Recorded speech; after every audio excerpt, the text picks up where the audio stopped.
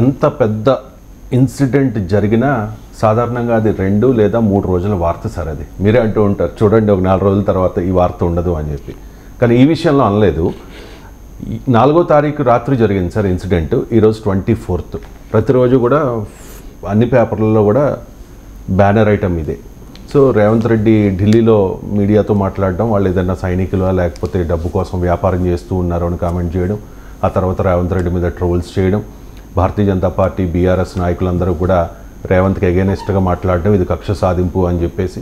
ఆ తర్వాత రేవంత్ రెడ్డి అసెంబ్లీలో మాట్లాడడం, దానికి కౌంటర్గా అల్లు అర్జున్ ప్రెస్ మీట్ పెట్టడం, అల్లు అర్జున్ తప్పు మాట్లాడాడు, ఆయన చెప్పింది సత్యదూరము అని చెప్పి మళ్ళీ పోలీసులు దానికి వివరణ ఇవ్వడం, ఇదంతా చూస్తే ఇది ఇప్పట్లో ఆగేలా ఏమీ కనిపించట్లేదు సార్. ఎంతవరకు వెళ్ళే అవకాశం ఉందంటే? నాకెలా తెలుసు, నేను జ్యోతిష్యం కాదు కదా, నేనేమి జ్యోతిష్యం చెప్పడం.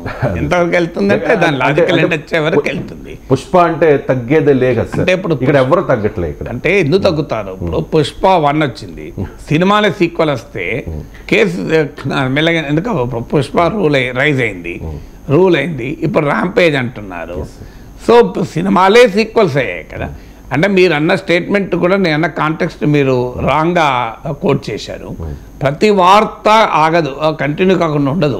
అట్లా అంటే డొనాల్డ్ ట్రంప్ ప్రెసిడెంట్ అయ్యాడు, ఆయన ప్రెసిడెంట్గా November 5th ఎలక్ట్ అయ్యాడు. అంతకు ముందు వార్త అయింది, అంత తర్వాత ఇప్పటికీ వార్త అవుతలేదా?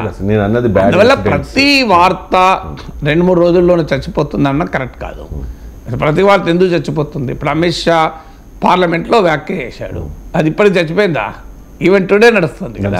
అందువల్ల నేనన్నా ఆ వార్త ప్రాధాన్యతను బట్టి ఎక్కువ రోజులు నడుస్తుంది. 2, ఆ వార్తలో కంటిన్యూటీ ఉందా అనేది పాయింట్. ఇప్పుడు ఈ వార్తలో కంటిన్యూటీ ఉంది కదా. ఇప్పుడు వార్త జరిగింది December 4th నాడు జరిగింది. December 4th తర్వాత పోలీస్ కేసు పెట్టారు A11గా. తర్వాత అల్లు అర్జున్ క్వాష్ పిటిషన్ ఇచ్చాడు హైకోర్టులో. క్వాష్ పిటిషన్ నడుస్తున్న సమయంలోనే ట్రయల్ కోర్టులో బెయిల్ పిటిషన్ వేశారు, హైకోర్టులో బెయిల్ పిటిషన్ వేశారు. సో క్వాష్ పిటిషన్ వేశారు, బెయిల్ పిటిషన్ వేశారు, హైకోర్టులో బెయిల్ వచ్చింది. తర్వాత అంతకుముందు ముఖ్యమంత్రి ఆస్తక్ ఇంటర్వ్యూలో మాట్లాడాడు, దానిపైన పొలిటికల్ రియాక్షన్స్ వచ్చాయి. తర్వాత అసెంబ్లీలో అక్బరుద్దీన్ ఓవైసీ రైజ్ చేశాడు, లేదా ప్రతిపక్షం ఆరోపించినట్లు రేవంత్ రెడ్డి రైజ్ చేయించాడు.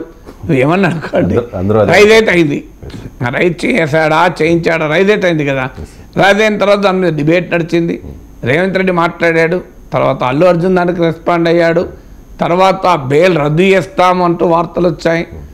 హైదరాబాద్ పోలీసు అల్లు అర్జున్ వాదన తప్పు, ఎందుకంటే అల్లు అర్జున్ ముఖ్యమంత్రి పోలీస్ కమిషనర్ను కోట్ చేస్తూ చెప్పాడు. ముఖ్యమంత్రి ఏమీ తన సొంత అభిప్రాయం చెప్పలేదు. అసెంబ్లీలో మాట్లాడిన విషయంలో కూడా 2 పార్ట్స్గా చూడాలి రేవంత్ రెడ్డి మాట్లాడింది. ఒక పార్ట్ జనరల్ కామెంట్, రెటోరిక్ అంటారు ఇంగ్లీష్లో. ఆయన కాలు వేయిందా, చేయిందా, కన్ను వేయిందా, ఆయనకి ఏమైంది, క్యూ కట్టినరు, ఇదంతా పొలిటికల్ టాక్. ఇందులో లీగల్ టాక్ ఏంటి? నాకు పోలీస్ కమిషనర్ చెప్పారు, అనుమతి లేదు, అనుమతి నిరాకరించారు, ఏసీపీ వెళ్ళి చెప్పాడు, డీసీపీ వెళ్ళి అరెస్ట్ చేస్తానన్నాడు. ఆయన మరి చనిపోయాడని తెలిసినాక కూడా అక్కడే కూర్చొని సినిమా చూశాడు. వెళ్ళే ముందు కూడా మళ్ళీ రూఫ్ టాప్ మీదకి వెళ్ళి తన కార్ పైకి లేచి మళ్ళీ విష్ చేశాడు, రోడ్ షో జరిపాడు. ఇవన్నీ లీగల్ పాయింట్స్. సో ఈ legal points completely counter Allu Arjun ఇచ్చాడు. అసలు అనుమతి ఉంది, అనుమతి ఇవ్వకపోతే పోలీసులు నాకెందుకు దారి చెప్తారు, రోడ్ షో జరపలేదు, రద్దీ తగ్గించడానికే నేను లేచి విష్ చేశాను, నేను సినిమా హాల్లో మొత్తం లేను, సినిమా నాకు తెలియడంతోనే నన్ను వెళ్ళిపోమంటే వెళ్ళిపోయాను, నాకు చనిపోయినంది తెలియదు, తెలిసింటే నా పిల్లల్ని అక్కడే ఎందుకు వదిలేసి వెళ్తాను, ఎవరైనా పిల్లలు తీసుకొని పోతారు కదా ఆ పరిస్థితుల్లో, నాకు నెక్స్ట్ డే మార్నింగ్ వరకు ఈ విషయం తెలియదు, నాకెవరు పోలీసులు చెప్పలేదు. ఇది అల్లు అర్జున్ చెప్పాడు. కంప్లీట్లీ రేవంత్ రెడ్డి పోలీసులను కోట్ చేస్తూ చెప్పిన దానికి కంప్లీట్ భిన్నంగా అల్లు అర్జున్ చెప్పాడు. చెప్పిన తర్వాత హైదరాబాద్ పోలీసు ఒక 1000 వీడియోలను మేము పరిశోధించాం, సీసీటీవీ ఫుటేజ్ చూసాం అని ఒక సీక్వెన్స్ ఆఫ్ ఈవెంట్స్ను చూపెడుతూ ఒక 10 నిమిషాల వీడియో రిలీజ్ చేశారు. 10 నిమిషాల వీడియో రిలీజ్ చేసిన తర్వాత బెయిల్ రద్దుకు పిటిషన్ వేస్తారని వార్తలు వచ్చాయి. కానీ పిటిషన్ వేసినట్లు లేదనుకుంటున్నా, నేను చూసిన మేరకు మీడియాలో వేయలేదు. పోలీసులు విచారణకు పిలిచారు. ఇప్పుడు విచారణకు అల్లు అర్జున్ వెళ్తున్నాడు. ఇప్పుడు ఎట్లా అవుతుంది స్టోరీ? స్టోరీ ఎట్లా అవుతుంది? ఇంత కంటిన్యూటీ ఉంటున్నప్పుడు స్టోరీ ఆగదు కదా. ఇప్పుడు పెళ్లి చూపులు, తర్వాత మాట ముచ్చట, తర్వాత ఎంగేజ్మెంటు, తర్వాత పెళ్ళి తర్వాత హనీమూన్ తర్వాత మళ్ళీ మ్యారేజ్ డే, మళ్ళీ ఎవ్రీ ఇయర్ మ్యారేజ్ డే. ఈ లోపల పిల్లలు పుడతారు, వాళ్ళ బారసాల, వాళ్ళ బర్త్డేలు. జీవితం ఆగుతుందా అండి? జీవితం ఆగదు కదా. ఈ లోపల జీవితం ఆగనట్లు ఇది కూడా అంతే. సో అందువల్ల దానికి నేచురల్గా కనీసం అక్కడన్నా జీవితం ఎండ్ కాదు. ఎందుకంటే జీవితం కనుక అది జీవితం ఎండ్ అయినా కూడా నడుస్తుంది. ప్రతి ఇయర్ వాళ్ళ గురించి స్మరించుకుంటాం, సంస్మరణం జరుపుకుంటాం. కానీ ఇది అందువల్ల ఒక జీవితం ఎలాంటిదో జీవితంలోని అనేక ఘట్టాలు కూడా అలాంటివి. ఆ ఘట్టాలు వాటి లాజికల్ ఎండ్లోకి రావాలి. ఇప్పుడు ఈ కేసు ఎక్కడొక్కన ముగియాలి కదా. కేసు ముగిసిన తర్వాత దీని వార్త పోతుంది. కేసు ముగియాలి అంటే ఎవరొకరు కేసు ముగియడమే కాదు, ముగిసిన తర్వాత కూడా చర్చకు వస్తుంది. ఇప్పుడు షారూఖ్ ఖాన్ కేసు మనం చర్చిస్తలేమా? మళ్ళీ ఇంకో కేసు అయింది అనుకోండి, మళ్ళీ ఇదంతా వస్తుంది అల్లు అర్జున్ కేసు అని. సో అందువల్ల దిస్ ఇస్ ద ప్రాసెస్. అందులో అల్లు అర్జున్ న్యూస్ ఏంటి, వాట్ ఈజ్ న్యూస్? మేము న్యూస్కు వాల్యూస్కు జర్నలిజం స్కూల్లో ఫస్ట్ ఫ్యూ డేస్లోనే క్లాసుల్లో చెప్తాం. న్యూస్ వాల్యూస్ అంటారు.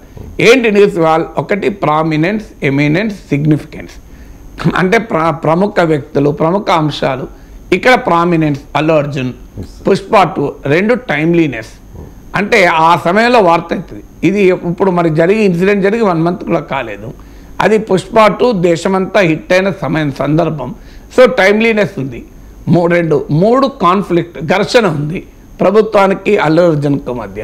4 ఇంపాక్ట్, అల్లు అర్జున్ చాలా పెద్ద ప్రభావం ఉన్న సినిమా హీరో. ఇది ప్రభుత్వ విధానాలు, దాని పర్యవసనాలు, బెనిఫిట్స్ రద్దు, టికెట్ ధరలు, రాజకీయ పర్యవసనాలు, కాన్సిక్వెన్స్ అంటారు. ఇంపాక్ట్, కాన్సిక్వెన్స్ ఉంది. తర్వాత హ్యూమన్ ఇంట్రెస్ట్ ఉంది, అంటే మానవాసక్తి. ఎందుకంటే కోట్లాది మంది ప్రజలకు ఏమైంది దీంట్లో అంటారు. ఆడిటీ సాధారణంగా జరిగే సంఘటన కాదు, స్ట్రేంజ్ సంఘటన, రోజు జరిగే సంఘటన కాదు. జరిగినా కూడా తొక్కిసలాట్లో రాజకీయ నాయకుల మీటింగ్లు అవుతాయి, ఎవరు కేసులు పట్టుకోరు, నడిచేపోతుంటుంది, క్రౌడ్ డిజాస్టర్ జరుగుతూనే ఉంటాయి అనుకుంటారు. సో ఇక్కడ నార్మల్గా రేర్గా ఇట్లా కేసులు పెట్టి ఇక్కడ దాకా వస్తుంది. సో ఇన్ని రకాల న్యూస్ వాల్యూస్ ఉన్నాయి, ఒక్కటి కాదు. నార్మల్గా అయితే 1, 2 ఉన్నా కూడా వార్తే, 1, 2 ఉన్నా వార్తే. కానీ ఇన్ని రకాల న్యూస్ వాల్యూస్ ఉన్నప్పుడు ఆ వార్త నడవకుండా అవుతుందా? సార్ చాలా పెద్ద పెద్ద కేసులే ఆ తర్వాత ఏవైపోయినాయో మనకు తెలియదు. ఉదాహరణకి టాలీవుడ్లో డ్రగ్స్ కేసు అంటే ఎవరో ఒకరు తగ్గారు కాబట్టి, అంటే జనాలు అనుకునే మాట సార్, ఎవరో ఒకరు తగ్గారు కాబట్టి అది ఆ కేసు లేకుండా పోయింది అని చెప్పేసి. కానీ ఇక్కడ ఎవరు తగ్గట్లేదు. అంటే ఎవరి దగ్గర డ్రగ్స్ కేసులు ఎవరు తగ్గలేదు సార్. కేసు ఎక్కడ క్లోజ్ అయింది? మీకు కేసు క్లోజ్ చేశారు, ఎవరు చెప్పారు? కోల్డ్ స్టోరేజ్లో ఉంది సార్. మరి అది క్లోజ్ చేయడం కాదు కదా, మీరే చెప్తున్నారు. మీరే క్లోజ్ అయింది అంటున్నారు, మీరే క్లోజ్ ఇన్ ద సెన్స్ లేదు కదా సార్, చలనం లేదు కదా. మీరు మళ్ళీ అదే అంటున్నారు. క్లోజ్ అవ్వడం మీరు, కోల్డ్ స్టోరేజ్ వేరు సార్. అందువల్ల కేసు నడుస్తుందండి, దానికి ఏముంది, అందులో ఆశ్చర్యమే ఉంది. అంటే నిన్న కాంప్రమైజ్ చేసే ప్రయత్నం కాంప్రమైజ్ లా ఎట్లా అవుతుందండి? Law will take its own course. ఒక్కసారి కోర్టులో కేసు అయినాక నీ ఇష్టమైనటువంటి కాంప్రమైజ్ ఎట్లా అవుతారు? కేసు లాజికల్ అండ్ రావాల్సిందే కదా. అంటే కేసు పెట్టిన రేవతి భర్త దాంతో సంబంధం లేదండి. మీకు రేవతి భర్త కేసు పెట్టడము, రేవతి భర్త విత్డ్రా చేసుకోవడం పైన ఆధారపడి ఉండదు కదా court case. Already it's a crime అది హ్యాపెండ్. సో దానికి ఎవరు కేసు పెట్టడం, కేసు పెట్టకపోవడంతో సంబంధం ఏముంది? ఇప్పుడు ఒకవేళ రేవతి భర్త కేసు పెట్టలేదు అనుకో, కేసు అయ్యేది కదా. కామన్ సెన్స్ చెప్తుంది, మోటోగా తీసుకుంటారు కదా. ఎందుకు మరి అంతే కదా. ఇప్పుడు మీరే చెప్తున్నారు, రెండు మీరే అంటున్నారు సార్. ఒకటి చనిపోతే ఖచ్చితంగా కేసు అంతే, మరి కేసు అవుతుంది కదా. రేవతికి భర్త కేసు పెట్టడం పెట్టకపోతే సంబంధం లేదు. అంటే నిన్న అల్లు అర్జున్ మామ గాంధీ భవన్కి వెళ్ళి అక్కడ దీప దాస్ మున్షితో భేటీకి ఏదన్నా legal case it will have its own logical end. కోర్టులో తేలాలి. ఇవన్నీ బ్యాక్ డ్రాప్లో మనం మాట్లాడుకునేటి. ఆఫ్ కోర్స్ ప్రభుత్వం వెనక్కి తగ్గాలి అనుకున్నప్పుడు కేసును గట్టిగా పర్సూ చేయకపోతే ప్రాసిక్యూషన్ వైపు నుంచి కేసు వీక్ అవుతుంది. కానీ అది ఏమవుతుందని మనం ఎట్లా ఊహాగానాలు చేయగలం?